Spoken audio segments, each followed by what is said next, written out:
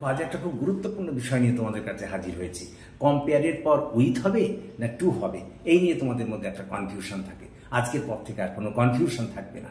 জেনে রাখো, যদি দুজন সমজাতীয় ব্যক্তির মধ্যে তুলনা করা হয় কিংবা দুটি সমজাতীয় বস্তুর সঙ্গে তুলনা করা হয়, তাহলে সেক্ষেত্রে কিন্তু কম্পেয়ার উইথ হবে। দেখো, আমি তাই লিখেছি, কম্পেয়ার উইথ সিমিলার থিংস বা পার্সন।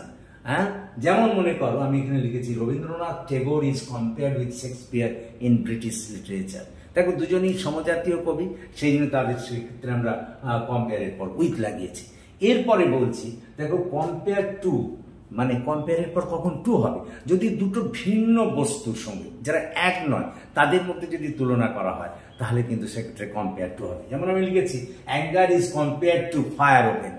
আগুনের সঙ্গে রাগের তুলনা করেছি, দুটো নিঃসন্দেহে আলাদা বস্তু, সেই জন্য এখানে কম্পেয়ার টু ব্যবহার করেছি। Thank you for watching and listening.